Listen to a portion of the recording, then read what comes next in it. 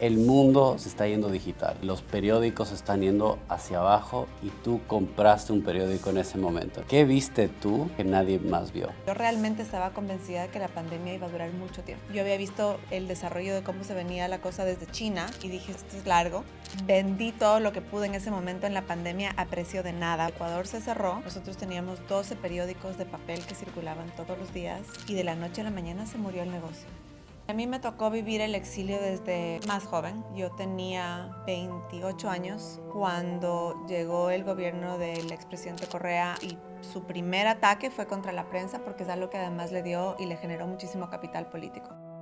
Una mañana de la nada, mi papá le cayó la primera demanda millonaria personal del presidente de la República porque no le gustó un editorial y llegaron a mi casa 3 tanques de policías, el grupo de operaciones especiales, con metralletas a romper la puerta sin orden judicial. Nos sacaron físicamente del espacio y de la noche a la mañana se llevaron a casa con todo adentro. ¿Tú crees que la IA nos está haciendo más tontos? Yo creo que la IA nos va a obligar a pensar diferente. Seguramente es una herramienta tan poderosa y tan rápida que hará que la brecha entre aquellos que aprovechan la tecnología y tienen el acceso a usarla de manera productiva y aquellos que no, esa brecha yo sí creo que va a crecer y se va a empeorar.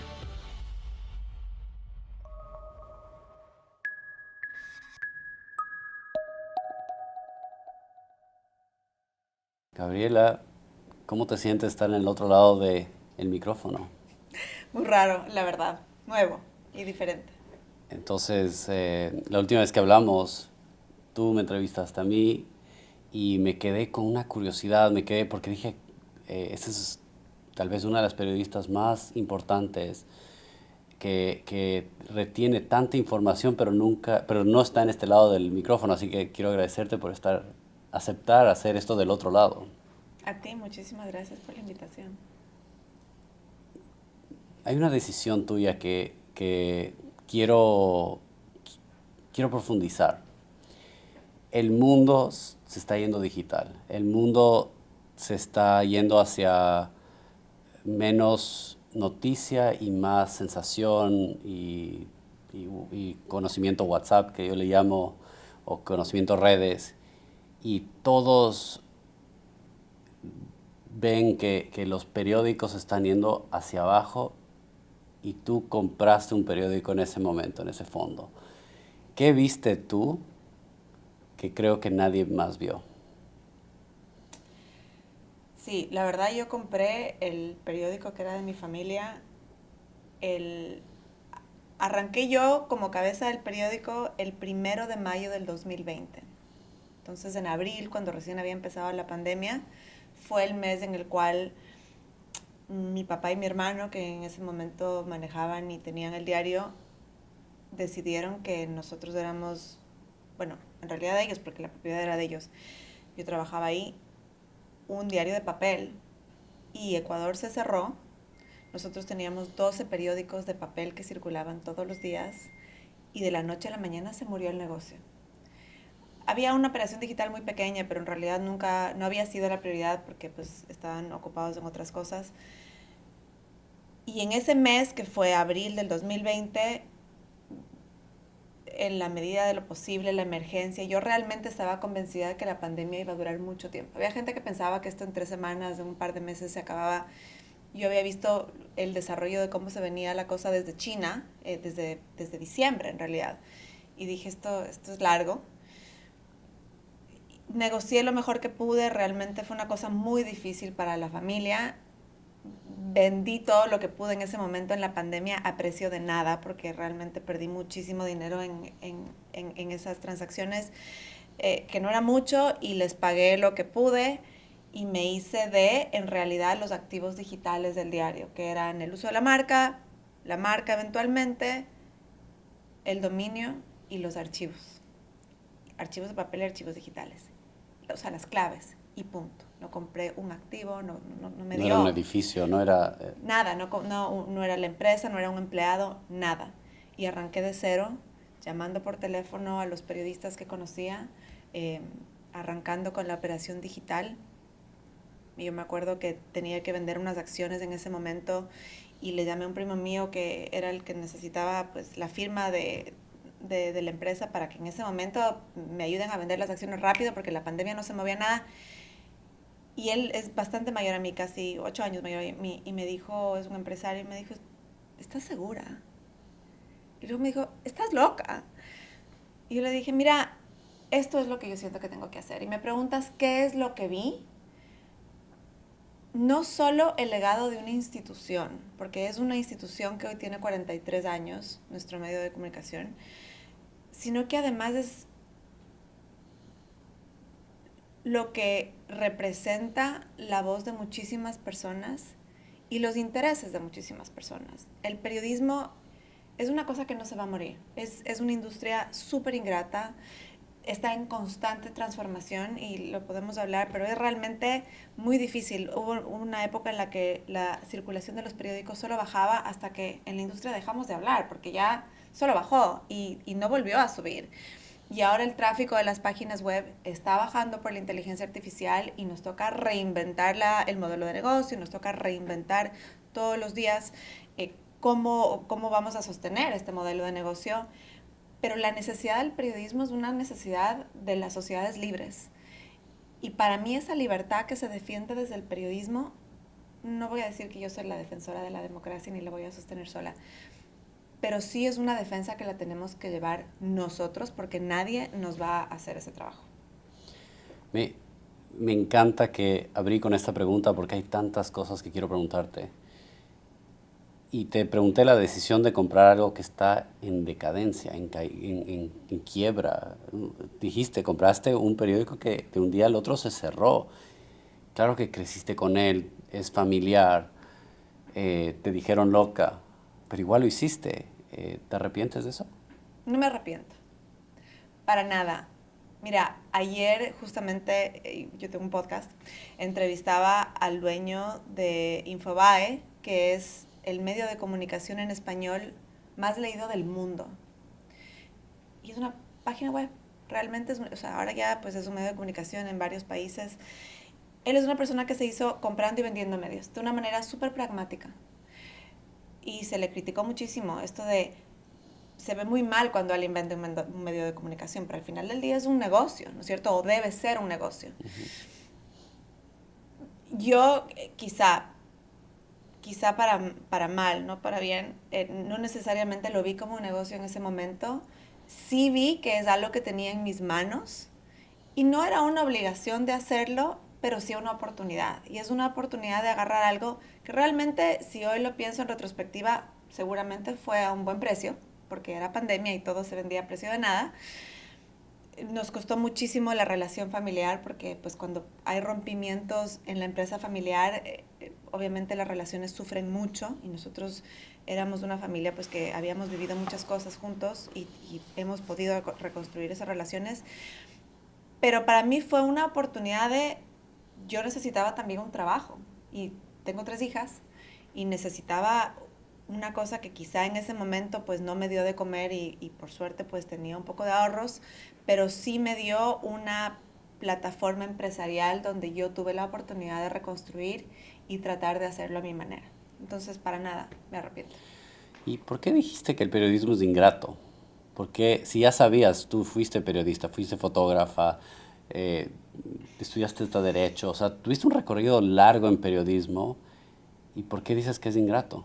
En general es una profesión muy mal pagada, a todo nivel, y es una industria además de la cual es muy difícil hacer dinero si te enfocas solo en el periodismo. Entonces realmente en estos años lo que hemos aprendido y lo que en países como en Ecuador en realidad la ley no te deja, pero pues hay que encontrar formas de ser creativo, es encontrar negocios que sustenten el periodismo político. O sea, el periodismo político es muy importante para una sociedad, pero muy pocas marcas te dicen, no, ponme mi marca al lado del escándalo de corrupción. O ponme mi marca al lado del capo del narcotráfico que le agarraron y pues estaba ahí metido en la política o estaba ahí metido en el sistema de justicia.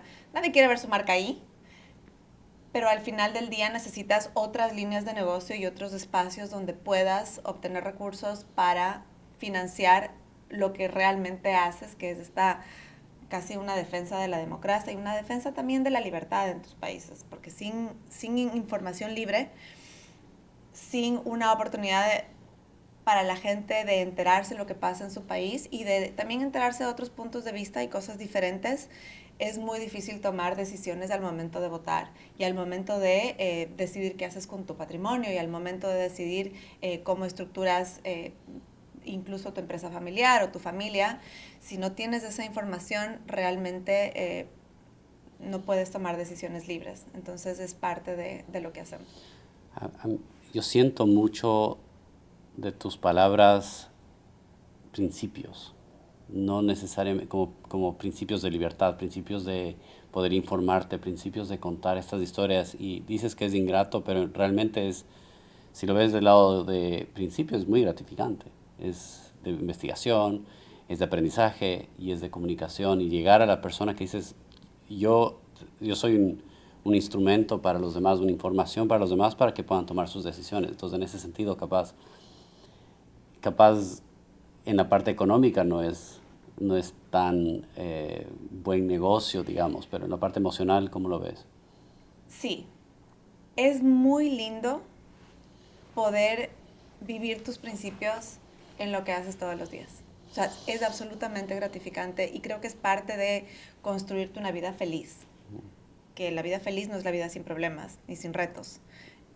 Es una vida en la cual sientes todos los días que haces para lo que estás hecho, ¿no es cierto? Para lo que estás llamado y algo que además hace una contribución para algo más grande. O sea, eres parte de algo mucho más grande. Y para mí eso es parte de construirme una vida que quiero vivir. Es ingrato en lo económico porque es una industria que además tiene disrupciones constantes. Entonces es muy difícil. Como te decía, es en general mal pagada, como los maestros, que es la profesión y el sector más importante de una sociedad y casi siempre es una de las peores pagadas, que es un error. Pero además, en lo social es ingrato, porque al final del día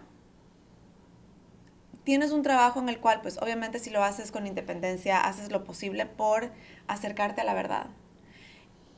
Y ese es un trabajo que pues es un espacio gris en el cual tú puedes decir, estos son los hechos y esta es la verdad en muchos sentidos y en otras pues a veces son diferentes formas de ver la realidad y diferentes puntos de vista de un hecho en concreto, un escándalo en particular, una forma de hacer política, incluso una forma de hacer, de conformar el Estado, ¿no es cierto? Puedes tú tener una visión más socialista, nosotros somos absolutamente liberales en lo económico también, como línea editorial, pero recibes tanto odio.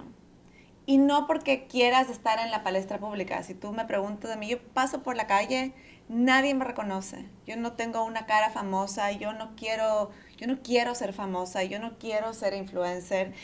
Salgo muy poco a este lado de la cámara. Tengo mi podcast, pero realmente es un espacio muy diferente y apolítico. La política o el espacio político que ejerce el periódico lo hacemos desde la institución del periodismo y no lo hacemos como nosotros con nombre y apellido. Pero recibes un montón de odio y la gente piensa que la prensa es corrupta, o sea, fue también parte de mucho tiempo y una tendencia regional, no mundial, pero regional, donde se tiende a decir, como el empresario, ¿no? Que el periodista es corrupto, que el periodista se vende al mejor postor, que el periodista o el periodismo solo actúan según quién les paga, quiénes son sus anunciantes. Y es un desconocimiento total, o sea, no voy a decir que es ignorancia, pero sí la gente que piensa así y que realmente quizá no decide por dónde informarse, también refleja una falta de interés de entender qué está del otro lado. Y en muchos sentidos hay mucha prensa que hace lo posible por ser lo más independiente posible, que no quiere decir que seas neutral, pero eres independiente y haces lo posible por llevar la verdad a tus lectores o llevar los hechos a tus lectores y llevar puntos de vista que les aporten en la toma de decisiones. Y claro, cuando te toca una fibra que no te gusta, cuando hablan de algo que no quieres, pues siempre la primera culpa no es del político que tomó la decisión equivocada, no es del país que va por donde no debe ir, es de la prensa. Entonces, en ese sentido también es bastante ingrato. Buen punto, y me hizo acuerdo de mata al mensajero, ¿no? Es como, no es culpa del mensajero, solo estás comunicando. Pero aquí me viene una, no es, no es noticia, tú lo has contado algunas veces, sobre el tener que haber salido del país, el tener que, ¿cómo se siente tener un enemigo? ¿Cómo desayunas sabiendo que tienes ese hate, pero ese hate vino con un enemigo muy fuerte? Mira, a mí me tocó vivir el exilio desde más joven. Yo tenía 28 años cuando llegó el gobierno del expresidente Correa y su primer ataque fue contra la prensa porque es algo que además le dio y le generó muchísimo capital político. La frustración de la gente tiene que desfogarse por algún lado y hay sociedades que lo hacen de manera mucho más sana y hay sociedades o espacios políticos que utilizan esa frustración de la gente para encauzar su plataforma política, ¿no? Y en ese momento la persecución de la cual fue parte el periódico y nuestra familia fue una cosa que en el Ecuador nunca se había vivido. Entonces, yo era joven, estaba recién embarazada de mi primera hija cuando una mañana de la nada en todo este tema de persecuciones y atropellos legales contra las empresas periodísticas, contra el modelo de negocio de los periódicos, atacaban a tus anunciantes. Mi papá le cayó la primera demanda de millonaria personal del presidente de la República porque no le gustó un editorial. Y en esto yo no era la jefa del periódico, yo era una reportera más, pero era la hija de mi papá en ese momento, todavía. Y llegaron a mi casa, te digo, 3 tanques de policías de las fuerzas del Grupo de Operaciones Especiales con metralletas, también la policía antimotines, a romper la puerta sin orden judicial y se llevaron la casa. O sea, es más, nos sacaron de la casa. Yo te digo, estaba sola, recién embarazada. Hablaba por teléfono con mi abogado en ese momento y me decían, no abres la puerta. Le digo, van a romper la puerta. O sea, me dice, no, no abres, rompieron la puerta, entraron, o sea, nos sacaron físicamente del espacio y de la noche a la mañana se llevaron la casa, con todo adentro. Yo me acuerdo que pasaron 4 o 5 días, o sea, en este no creer de no puede ser que vivamos en un país donde llegue cualquiera, por más que llegue en nombre de la ley, te digo, sin ningún argumento, porque pues te decían que por ahí estabas vinculada con un banco que cerró cuando yo todavía estaba en el colegio, que obviamente yo nunca he tenido una acción en ninguna entidad bancaria, en ningún momento de mi vida, pero te relacionaron con alguna otra cosa que pues pasó mucho antes, nada que ver, pero era una persecución directamente a la familia y al periódico. Al punto de que pues yo 4 o 5 días después me fui ahí con el abogado a donde el señor de funcionario público a decirle, bueno, devuélvame las cosas, ¿no? Adentro tienes tus fotos de la infancia, tu Biblia, tu aro de bodas. Yo le decía al Señor, mis perros, se quedaron los perros adentro de la casa. Nada, o sea, ni el perro te devolvieron. Hasta la fecha, y te digo, han pasado 19 años, acabo de perder la demanda en la Corte Constitucional peleando por la casa porque no hay un funcionario público que a mí me pueda explicar cuál fue el argumento legal que le hizo al Estado llevarse tu casa. Y son 4 paredes que yo las compré pues obviamente con mucho esfuerzo cuando me casé, pero es el hecho de que no puedas tú reclamar tus derechos. Me acordaba justo el otro día cuando leía la sentencia de la Corte Constitucional que ya en realidad fue la última instancia legal a la que podías acudir, han pasado 19 años, en el libro de Kafka del proceso. Y no sé si tú lo has leído, pero es este tema de lidiar con la burocracia año tras año, papel tras papel, y el funcionario lo único que te dice es, sí, esto pasó porque había una orden aquí de tal año. Le digo, ok, pero explíqueme por qué.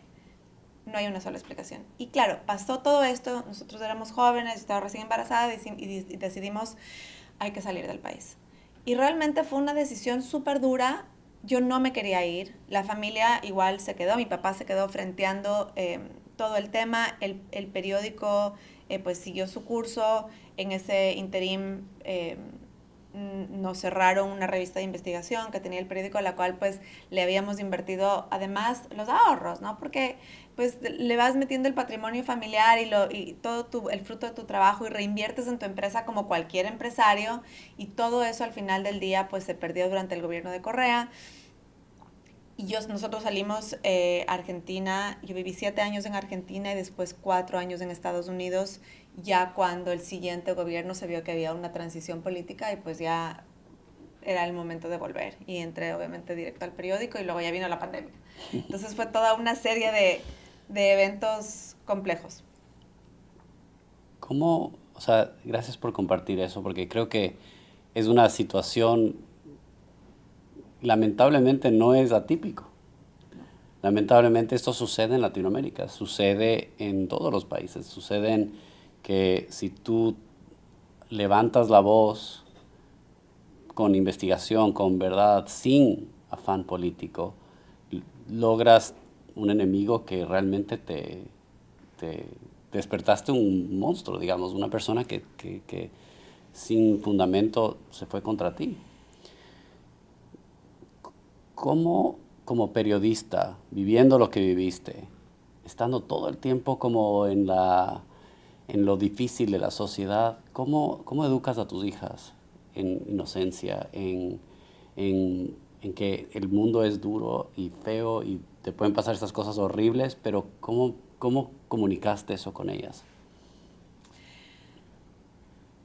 Yo no sé si peco de ser demasiado transparente con mis hijas, porque si bien yo trato mucho de proteger pues su espacio, no les oculto cómo es el mundo. O sea, en mi casa tenemos nuestro espacio sagrado, que es la cena todos los días. Nos sentamos las 4 y yo les cuento de lo que pasa en el mundo, y hablamos de la guerra de Irán, y hablamos de Donald Trump, y hablamos del presidente de Ecuador, y también pues hablamos de otras cosas que a ellas les interesa un poco más, pero yo comparto con ellas todo esto. Y la idea también es explicarles, o sea, se transmite mucho, y para mí estas conversaciones que tú tienes con tus hijos en esos espacios en los que podrías estar pues hablando de cualquier otra cosa, son espacios sagrados en los cuales tienes tiempo para educar, ¿no es cierto? Tienes tiempo para transmitir tus principios. Y el mundo es un espacio hostil, y tienes personas pues, y muchas personas que tienen intereses muy diferentes a los tuyos, y tienes que primero formarte y educarte para, para ser feliz, que es la meta, la meta final del juego, ¿no es cierto? Pero en el camino sí hablamos muchísimo de los principios y la libertad, por ejemplo. Para mí el principio de la libertad, nosotros crecimos en una casa, mi padre es liberal, pero hasta la columna vertebral. Y nosotros crecimos en un hogar hablando de las libertades, y las libertades con responsabilidades. Entonces, como te digo, llega un punto en tu vida en la cual te das cuenta que nadie te va a dar haciendo el trabajo, y la defensa de tus espacios de libertad. A mí esto que me pasó a los 28 años fue una cosa muy fuerte, en lo financiero, en lo familiar, vivir en el exilio, y dentro de todo pues tuve la suerte de que nuestra familia invirtió, mi mamá y mi papá, muchísimo en nuestra educación. Entonces yo sí me sentía una posibilidad en la que llegué a Argentina, saqué mi maestría, luego encontré un trabajo, luego me abrí una empresa. Eh, amé ese proceso de estar sola y hacerlo sola también, pero en ese proceso también te das cuenta pues que las libertades no se hacen solas. Y este tema de darte contra el Estado, tú dices, es muy fuerte, porque además en ese momento yo creo que la prensa, por ejemplo en Ecuador, y le ha pasado a la prensa en muchos países, sí creyó que iba a lograr mantener, por ejemplo, el orden en el sistema jurídico, y que se dejen de romper tantas leyes, y que pues no se lleven por delante la Constitución y lo que en ese momento se entendía como la democracia, ¿no? La prensa sí pensó que lo iba a lograr, pero el Estado es un elefante demasiado grande para cualquiera. O sea, hoy hay muy pocas empresas, serán los Googles y los Elon Musks del mundo, que puedan contra un Estado, y no contra todos, pero contra algunos. Pero en general, cuando estás en un país y tú eres una empresa o 5 empresas periodísticas, el Estado es un monstruo y el Estado comprende la justicia, las fuerzas del orden y en muchos casos todo lo que está alrededor del sector público, que por ejemplo en el Ecuador en ese momento era el mayor empleador. Entonces no había nada que hacer y es parte del aprendizaje y es parte de las lecciones que uno puede aplicar hoy en su vida. Hay batallas que, hay guerras que quizá puedes ganar en el largo plazo, pero la primera meta es sobrevivir y sobrevivir bien, porque si no, pues no le puedes dar batalla a nadie. Me encanta. Me encanta sobre todo lo que mencionas, cómo te reconstruiste y además que no lo ocultaste de tus hijas, porque eso es tal vez lo primero que se viene a la mente, es cómo protejo a mi familia, cómo les escudo o les quiero que mis hijos no vivan este mundo cruel y feo, pero realmente el cruel y feo te llega eventualmente, o sea, es parte de, y algo que muy poca gente sabe es que yo tuve un intento de secuestro en Ecuador, y una de las razones por las que salí es porque mi mente no, no paraba de desconfiar, Claro. no paraba de decir, o sea, ¿por qué me pasa esto a mí? O sea, hay 100 otros, ¿cuál es mi, o sea, como que mi primer instinto fue ese, cómo alguien mira tal vez mi perfil o y dice, a este le voy a caer. O sea, él me vio a mí como la gacela Débil. más lenta y dijo, aquí tengo una oportunidad. Y fue una cosa que algún momento lo contaré, es como fue, ¿cómo se llama? La unidad antisecuestros, hicimos todo un operativo, lo atrapamos, tuve que enfrentarme con él en corte, o sea, fue horrible, fue una cosa horrible. Y siempre me pregunté por qué yo, y cuando leí un libro que se llama El hombre en busca de certificado de Viktor Frankl, fue cuando sentí que esta persona me secuestró mi mente, pude soltar. ¿Cómo fue eso para ti y cómo enfrentaste volver a Quito antes de la pandemia? Mira, esa pregunta que te haces tú y que se la hace mucha gente y nos la hemos hecho muchas veces en la vida de por qué a mí, cuando hace 10 años, no, hace 13 años a mi mamá le dio un cáncer muy fuerte y desde el momento en el que le diagnosticaron sabíamos que no había una persona en el planeta que se había salvado de ese cáncer. Entonces el diagnóstico fue muy claro desde un principio. Y ella falleció 3 años después. Y cuando empezamos el proceso de, bueno, o sea, cuando pasa un diagnóstico de estos, pues me decía el mismo primo que me preguntaba si estaba loca, nos dijo, bueno, al toro por los cuernos. Entonces vas paso a paso. El doctor, la primera cita, el paso. Y la primera cita con un doctor maravilloso que nos encontramos, era un cáncer tan raro que tuvimos que venir a Estados Unidos. Y en eso yo sí le hago propaganda a los seguros porque la mejor inversión de la vida es un buen seguro médico. Nos permitió tener mucho más tiempo con mi mamá y darle un tratamiento increíble. Y lo primero que nos dijo este doctor, se sentó y dijo, seguro se pregunta por qué a mí. Y de una nos dijo, nos vamos a preguntar por qué no a mí. Porque tú eres tan ser humano como el de al lado. Y el de al lado le podía pasar lo mismo, te pasó a ti. Y a mí ese cambio de visión de por qué no a mí fue una cosa que realmente me cambió el chip. Hay frases en la vida que te cambian el chip y que no se te van nunca. Y entonces el tema de la persecución les pasó a muchos. Y te digo, yo conozco gente en Ecuador que tuvo familiares que perdieron la vida durante el mismo gobierno. Y hubo gente que se quedó en la calle. Y hubo gente que tuvo que irse al exilio y no encontró trabajo. Y tenemos hoy, no sé, miles de periodistas en la región que salen de sus países porque ahora ya no les matan, ya no les meten presos, les mandan al exilio. Entonces, te toca. Y la pregunta es, ¿qué haces con lo que tienes al frente tuyo? Yo sí creo que tenemos un gran privilegio. o sea, el estar sentados aquí, yo siempre, a veces me invitan a la universidad a dar una cátedra una vez al año y es casi que mi espacio favorito hablar con los estudiantes y les digo, dejen de quejarse, miren alrededor el privilegio que tienen. O sea, el estar sentado aquí hoy contigo en este espacio da cuenta de todo el privilegio que tenemos en la vida con todos los problemas que puedes tener. La pregunta es, ¿qué haces con ese privilegio? O sea, tienes un bagaje de educación increíble. Hemos leído todos los libros que hemos encontrado al frente. Yo tengo muchísimo acceso a hablar con personas interesantísimas y es parte de por qué yo me abrí mi podcast, porque dije, yo quiero tener acceso a conversar y además compartir estas conversaciones increíbles que uno puede tener, de las cuales salen joyas, ¿no? Y joyas que a la gente con una frase le puedes cambiar la vida. Con cambiar la vida a una persona, hiciste el trabajo de tu vida entera.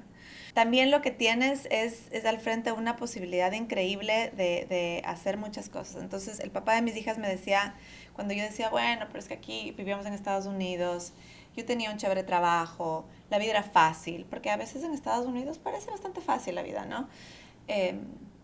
Y me dijo dos cosas que yo sí le reconozco el mérito. La una es, estamos súper lejos de la familia y las niñas no van a saber lo que es crecer con primos. Y esa es una cosa, yo no sé si, bueno, tú no sé si tienes una familia muy grande, porque pues tú también eres migrante, igual que yo soy de segunda generación porque mi papá vino de provincia. Pero tengo familias muy grandes y ese privilegio de crecer en aldea, porque yo lo llamo aldea, es una cosa que personas en este país, en Estados Unidos, no tienen. Y es un privilegio que también te cambia la vida. Entonces esa fue la primera razón, la aldea que queríamos que las niñas experimenten y que yo también extrañaba. Y la otra que pues era un tema de, tu papá ya está grande, yo decía, sí, pero el periódico va a estar ahí siempre, ya luego voy a volver. Y en algún punto dije, bueno, o sea, voy a ir a ayudar. Y me acuerdo que cuando volví al Ecuador, veníamos saliendo de esta década de la persecución política, el país estaba en una situación muy cíclica, como siempre, complicado. Y mi hermano, que era mi jefe en ese momento, me dijo, claro, puedes venir a trabajar, pero no te podemos pagar. Yo le digo, bueno, o sea, fíjate también el privilegio, ¿no? De decir, ya, todo bien, ¿sabes qué? Hoy por ti, mañana por mí. Entonces yo entré a trabajar gratis, no ganaba $1 y luego vino la pandemia. Entonces fue parte también esta mezcla de tus intereses familiares, pero además yo llegué al Ecuador, no se me ocurrió por 10 segundos hacer otra cosa. Llegamos un viernes, el lunes yo estaba en la oficina. A ver, ¿cómo ayudo? ¿Qué tengo que hacer? ¿Cuál es mi espacio? Y no es que llegué a ser jefe, llegué a ver, o sea, llegué a acompañar los procesos. Yo soy periodista también de formación, economista y otras cosas, pero llegué a la redacción, también era el espacio donde mi hermano no estaba, entonces siempre fuimos muy respetuosos de cada cual en su espacio. Y para mí lo natural fue volver a este gran espacio que había construido mi papá y luego con mi hermano, donde haces un trabajo maravilloso y tienes una plataforma para ojalá lograr comunicar algo de los valores que tú tienes y que tiene mucha gente y que también hacen un montón de bien. Hablemos sobre principios, porque cuando te investigué o estaba mirando más a profundidad sobre los sesgos que pueden tener los periódicos o a veces tendencias o inclusive censuras. Esto, ¿cómo decides qué sale y qué no? Porque al final tienes espacio limitado, no puedes comunicar todo. Y tú, leí una frase que me gustó mucho tuya, que es, se puede, o sea, todo tiene que ver con los principios. Nunca hay sesgos, nunca hay cómo ocultar los principios. ¿Cuáles son esos principios que tú vives todos los días que capaz rigen tu prioridad? Mira, para mí el principio de las libertades individuales es el que marca el norte en todos los demás. Y bueno, la definición formal seguramente estará escrita en algún lado, pero realmente es la posibilidad de tomar decisiones libres, la oportunidad y la posibilidad y el derecho de cada ser humano de tomar decisiones libres, las que quiera, en la medida en la que no afectes la posibilidad de la otra persona de tomar sus decisiones libres. Y ahí donde mi libertad se choca con la tuya, ahí tiene que venir un tercero, que debe ser la ley, ¿no es cierto? El Estado, el juez, como quiera que lo quieras ver, que con principios escritos que todos conocemos y con leyes escritas que todos conocemos, decida hasta dónde va tu libertad y dónde empieza, o sea, dónde termina la tuya y dónde empieza la mía. Y es así. El principio de la libertad de expresión, que es el espacio donde yo me muevo, para mí es el derecho humano más fundamental. Yo trabajo en la Sociedad Interamericana de Prensa hace 20 y pico de años, donde lo único que hacemos es hablar de libertad de expresión y libertad de prensa. Defendemos periodistas, defendemos el derecho de las personas en todas las Américas de hablar con libertad. Obviamente en el marco de la ley y sin calumniarte ni decir mentiras sobre ti, porque eso ya afecta tu libertad a tener un buen nombre, ¿no? Y además afecta tu presunción a la inocencia. Entonces, como te digo, el principio de la libertad es para mí el principal y luego se derivan muchos otros. O sea, la libertad es tan amplia que luego la pregunta es, ¿qué significa que una persona tenga la posibilidad de tomar una decisión libre? Y para tomar una decisión libre necesitas conocer tus opciones y necesitas tener opciones. Y ahí es donde entra, por ejemplo, el tema de la educación. ¿Cómo tú puedes decir que tienes ciudadanos libres de ejercer un voto cuando no saben leer?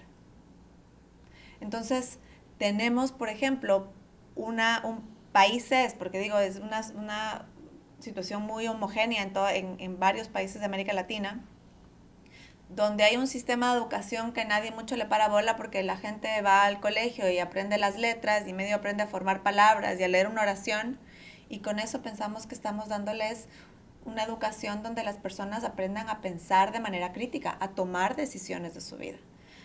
Entonces, esa posibilidad de ser libre solo se alcanza cuando tienes la oportunidad de estar informado, tomar decisiones informadas. Entonces, esos son los principios que nos rigen a nosotros.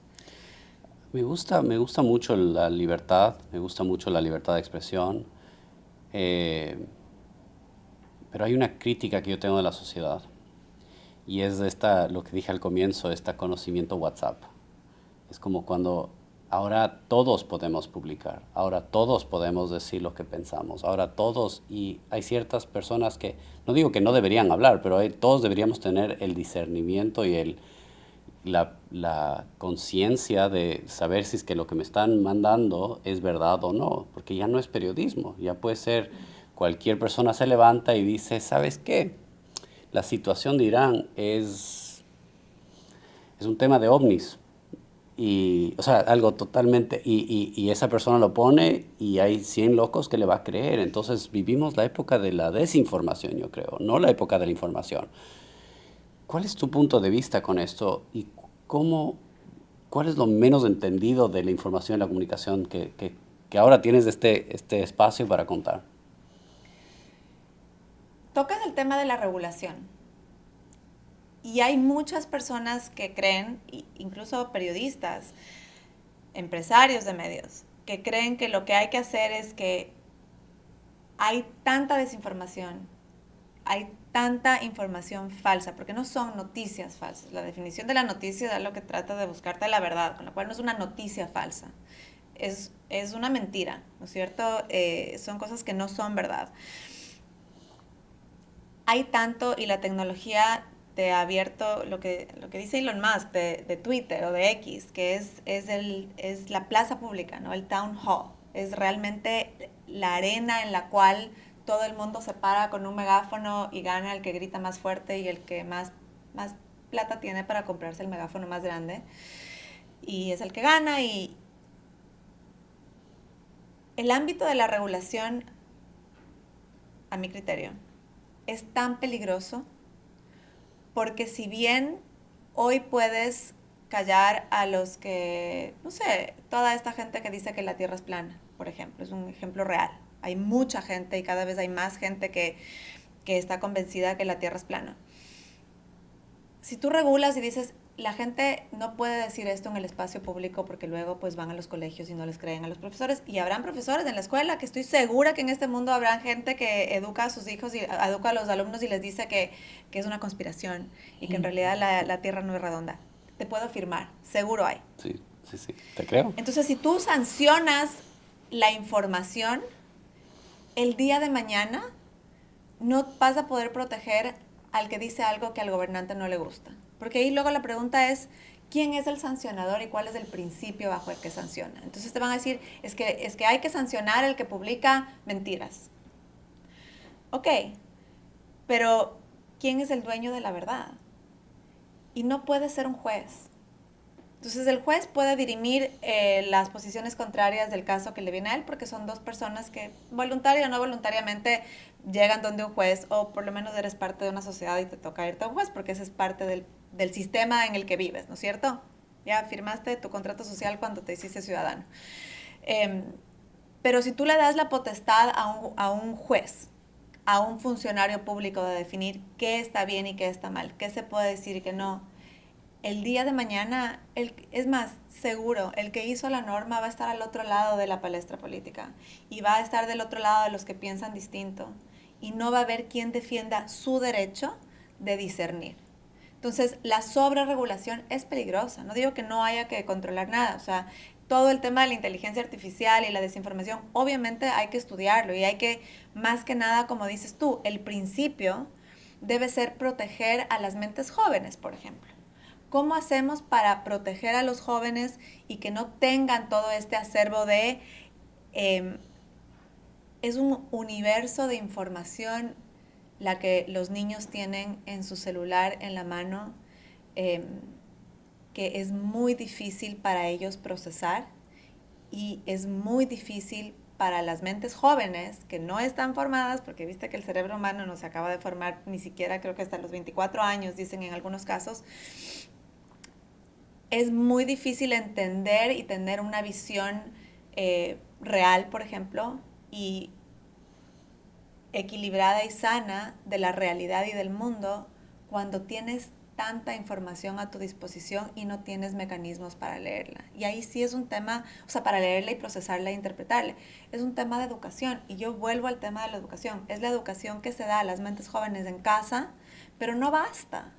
Entonces ya hace mucho tiempo la gente dejó de ir a la iglesia o a los templos o a tener una educación espiritual donde también tenías por ahí un líder que te decía, mira, en general lo bueno va por aquí, lo malo va por acá y entonces tomemos buenas decisiones. Ese era antes del espacio, por ejemplo, de la religión organizada que se ha ido perdiendo en muchos sentidos.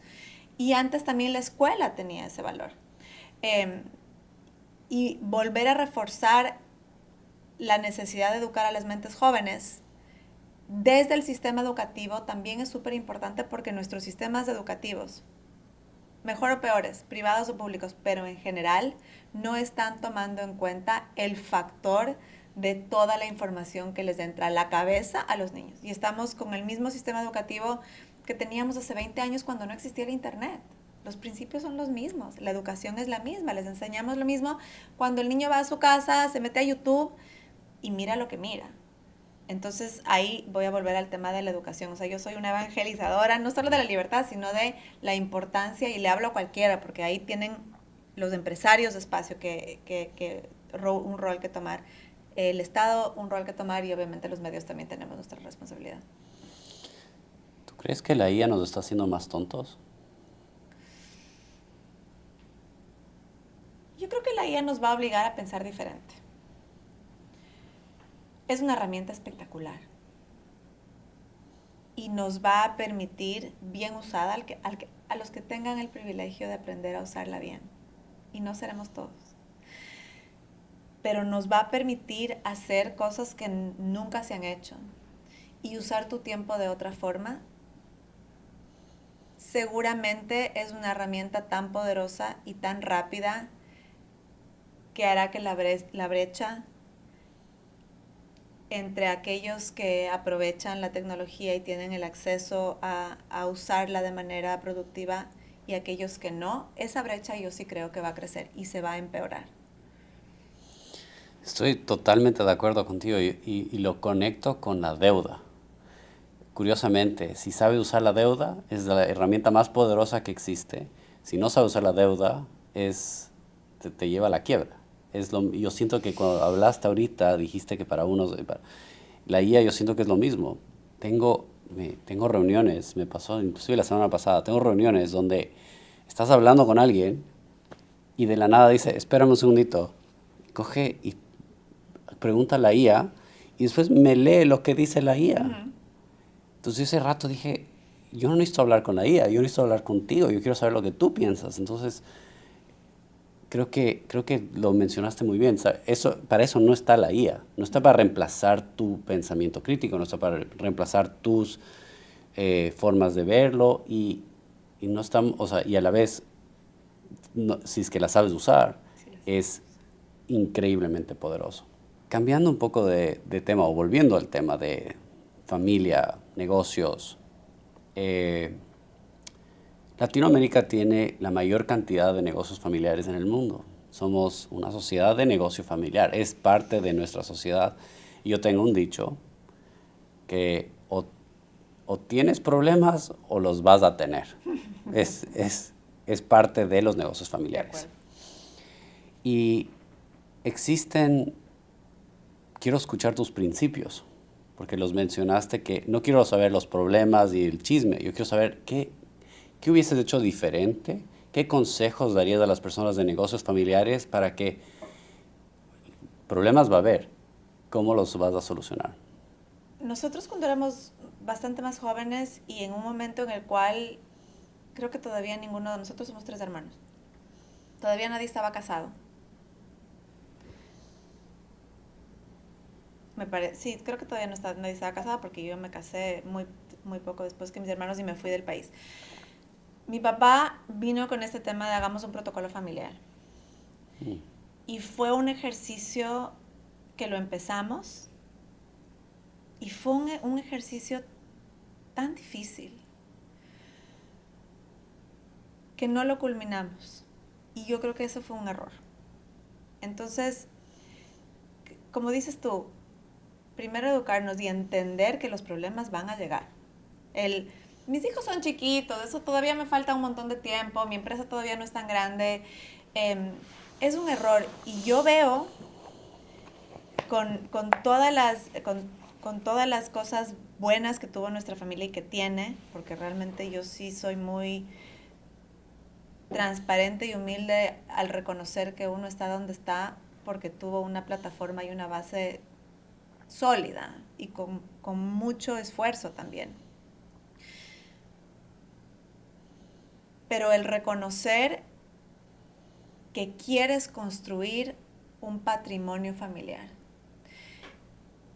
es una decisión que la tienes que tomar Por escrito. seguro por escrito. O sea, este protocolo familiar, esa era la decisión. Esa era la decisión. Quiero construir patrimonio familiar, ok. O sea, era una decisión de, bueno, tenemos esta empresa y estos activos, está el periódico, que en ese momento era una herramienta muy poderosa.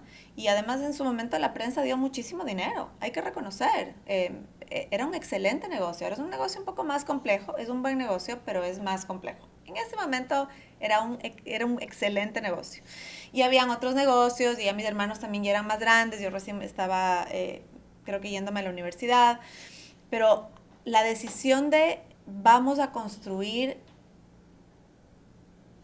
la palabra es el patrimonio, un patrimonio familiar en el cual todos vamos a aportar en la medida en la que podamos y queramos, y del cual no necesariamente todos vivamos, pero al cual todos le vamos a apostar. Y eso creo que tiene que ser una decisión consciente, porque a veces llegas a la primera generación, a la segunda generación, medio por accidente, o sea, medio porque así se dieron las cosas. Y yo creo que en este momento donde tienes tanta información a tu disposición, es una decisión que se la debe tomar de jóvenes, porque además es una economía de escala. Es algo que yo me he dado cuenta con el divorcio. El matrimonio también te da una economía de escala.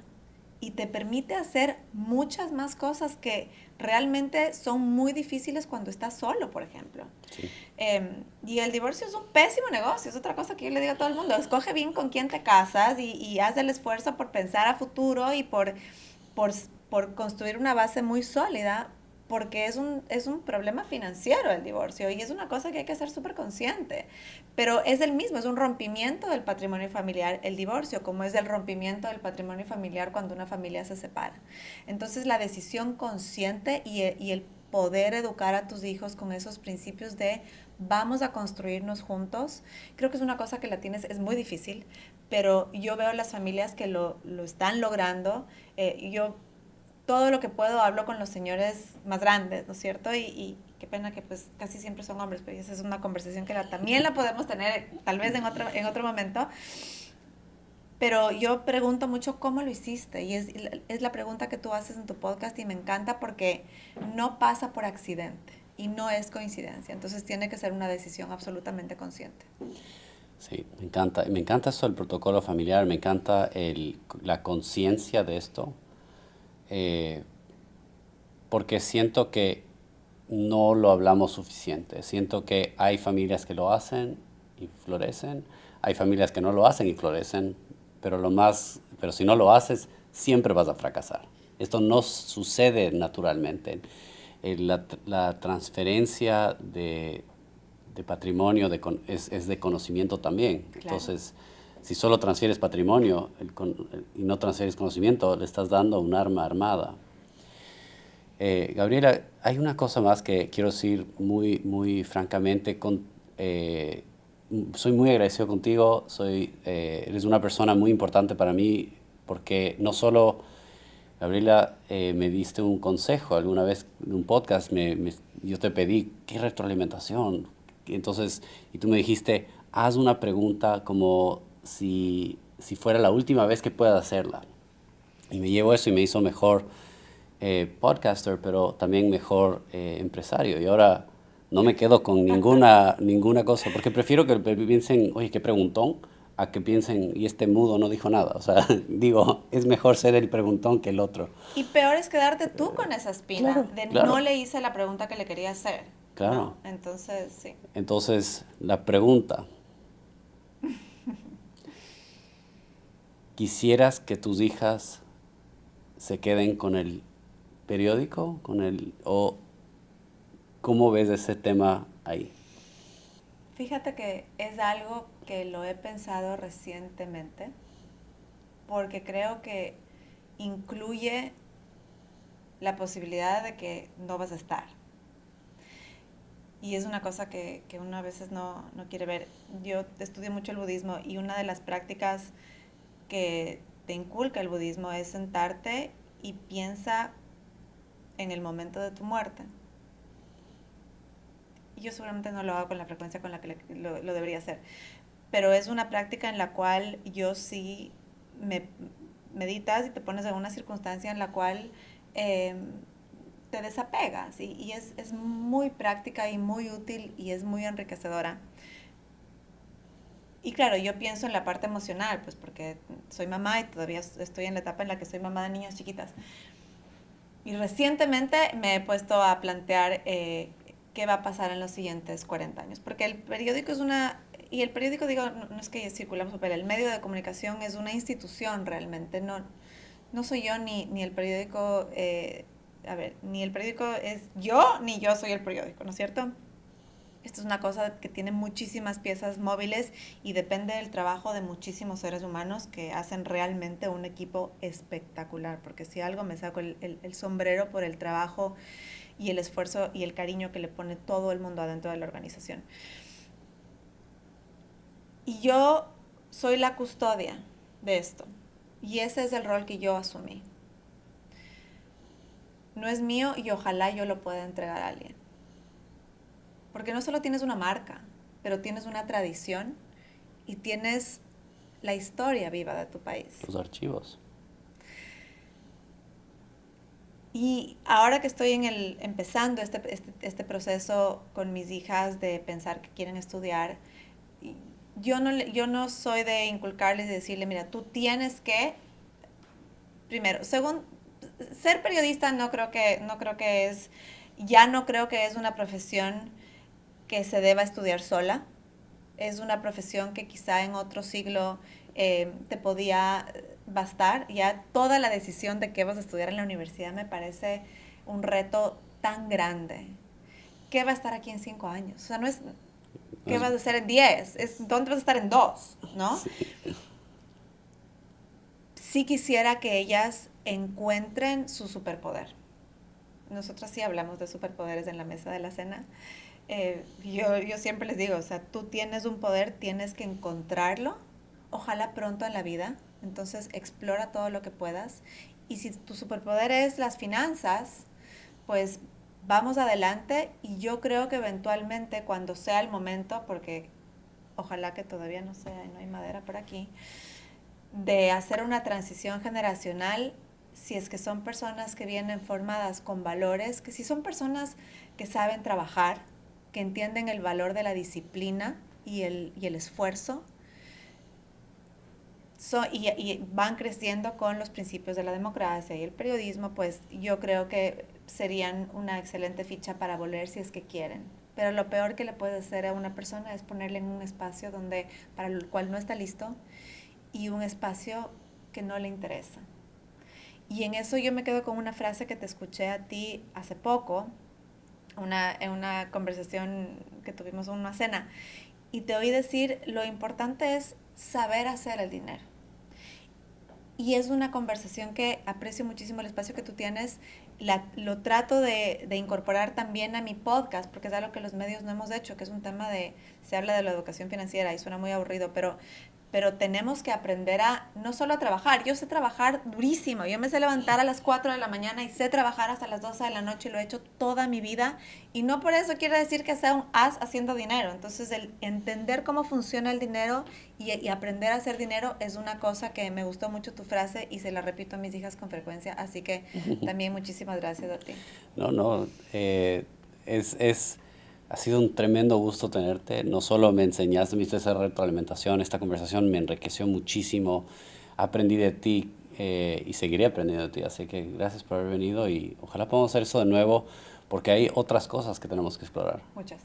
Muchísimas gracias por tu tiempo también, Agma.